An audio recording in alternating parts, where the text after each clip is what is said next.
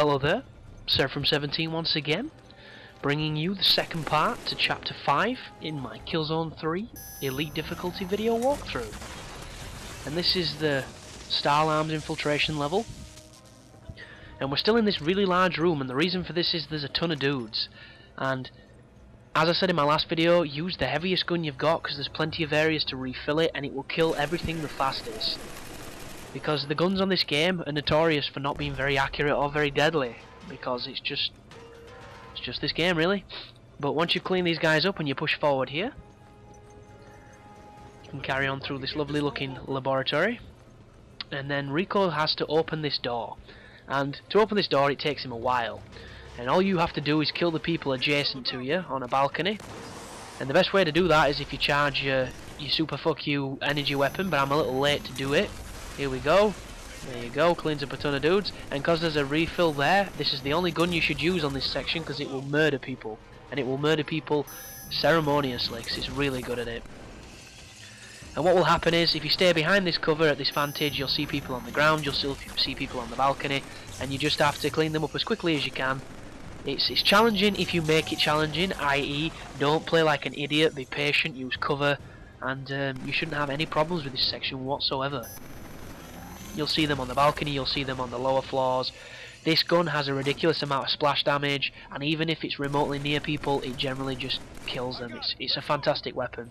Once he's finished shooting at the door, refill your guns, and you can follow him into the next section. So now that Sev's finished playing Minority Report, we can continue with the Stahl Arms Infiltration. And this next room is pretty intimidating, so make sure you've got your magic gun, which I just saw the name of it then, but it's got too many characters and bullshit numbers in it that I don't really care what it's called. I'll just call it the Green Cannon of Death, because it's pretty interesting. But right now, there's a ton of guys going to be shooting you from a balcony and to your left, and they're a nuisance, I'm not even going to lie. And once you kill them, it's going to make a bunch of jetpack guys spawn. And this section should be super difficult because the jetpack guys are very mobile, they'll kill you really quickly, and there's a few of them, but for some reason I always seem to look out on this section and have no trouble with it.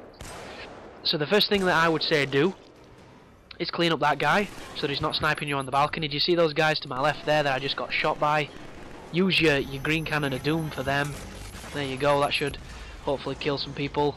And once you've cleaned up enough people, notice that we've entered the door. This door does seal on you. There's a grenade. If you run over here, this could be decent cover.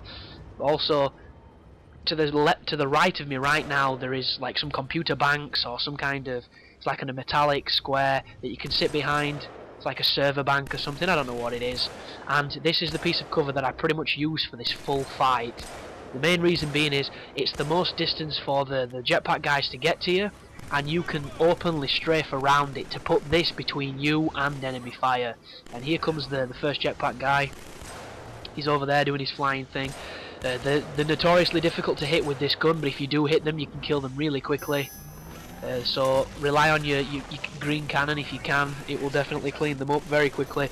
And this is the part where Rico really starts to shine, because even though he's a giant retard and all he does is absorb bullets, he distracts the rocket guys for you and enables you to do what I just did then, where I pop out and I kill him with one bullet. And it's just keep as much cover as you can between you and that machine gun that those rocket guys have. If you can do that, you'll do this section with no trouble. If you can't, you're probably going to struggle because there's a few of them. And here we go, a couple more coming down. Now Rico uses my piece of cover, which is not good for either of us. See, there's two of them now. Try and hit him with the green cannon. I miss, unfortunately. Rico is trying to flank out, but he's fusing with my screen because he's a fucking retard. And there's one dude there who's full on rushing me. If they do rush you successfully, there's nothing you can do. You just have to try and get lucky. But that guy's too busy looking away. I can put a few bullets in him. He gets a cheeky spray off on me, I sit in cover, and then you just need to find where he is. There he is. Kill him from behind. Oh no, he's running away again. He's above. Oh no, there he goes. And I think that is the last guy. So, strap a fresh magazine on and proceed on. And you can sit back and relax and enjoy a victory over a pretty tough room. But when you come up here, there's more bad guys, so don't relax too hard. And there's a nice ammo refill, which tells you should be spamming the Green Cannon of Doom. And then when you go up here, there's going to be a gunfire a gunfight, sorry, with some more dudes. And one thing I will say about this section coming up is behind them, where they are, you can shoot the electrical cylinders, and if you hit them, it will do a nice, you know, radius explosion and kill a lot of dudes. And I always forget to do it, so at the end of this video, I'm going to shoot the ones I mean. And if I'd have shot them before, it would have made this probably easier. Do you see it there, just to the left of him? If I'd have shot those cores, they would have made this super simple. But luckily enough, I do have this accurate rifle, and this does make mincemeat of lowly Helghast. So there's a nice headshot, another headshot, and then his buddy sits in cover. As soon as he bobs up, he's going to lose his face. He just lost his helmet, and that should have hit, but that one did, and there you go, red mist. But you can use the explosives to get rid of those. You don't have to, you know, precise shoot anybody. And that elevator comes up and there's a dude in the elevator. I always hit him with this for some reason, because it's just how I'm inclined. And right now, I think I'm going to shoot the things. There they are. Those are the things you can shoot. Super useful, but I didn't need them that time. And then you can push over here and sit on this lift. And once again, he can't push a button because, you know, he's a fucking retard, so we have to push the button. And there's a nice moment of serenity as we push out here. Straight away you can hear the automatic fire, you can see the rocket up on the balcony, and it's just a case of cleaning up more dudes, however you do it when you play Killzone. There's a rocket launcher there if you prefer it. I personally don't. The rocket launcher on this game misses more than it hits, and right then, that was an electric guy, and watch this for luck. This dude is on a death tear. He's running towards us, we're shooting him, he's not taking it, and then Rico does this. Breaks his neck. That is almost the perfect AI behavior if you can get it to work for you. The only problem is you can't rely on AI behavior whatsoever because it's completely random. That time, however, he really came through. So, cruise into here, pick some ammo up and get in another lift. And have flashbacks to Mass Effect. And here it comes. Slow lift. For some reason Rico's crouching as if he's expecting trouble, and then you come out into here and it's another room full of Helghast. But this room isn't as bad as it looks, so just clean people up from a distance, and you'll notice that they're preoccupied by shooting at your other buddies, so you shouldn't have too much trouble here. And just marvel at all the lights. I love how the lights streak across the lens, it just looks awesome. A really nice, a visually stunning game. Even with all its problems, it still looks fantastic. But mop dudes up, clean them out, and we're coming to the end of this second section of Stahl Arms Infiltration. All that's coming here is once you get outside, you get to fight your first sentry turret. That's kind of like a little boss fight, and then you have to do a lovely ridiculous section afterwards, which I know everyone's looking forward to. But keep playing it smart, keep being the tactician, and keep popping Helghast's face. And I don't know if your guys are going to be using a different gun for these sections, but watching this back with this rifle just reminds me how powerful this gun can be compared to the other stuff. And right there, if I could jump shot, I would have killed him and it wouldn't have been that close, but I couldn't, and it sucks. But anybody that knows how to use the other rifles to any kind of effect, better players than me, because those guns just don't work in my hands. And to my right here there's a jetpack, I don't know if you've just seen it. Now when I first played through this section I didn't see it and I didn't pick it up, but the jetpack's assault rifle, the submachine gun on its wrist, is really useful for taking down almost anything. So if you ever get the opportunity to grab one, make sure you do. It's a win button, and that is probably one of the more precise shots you can do on this game. And just look at this.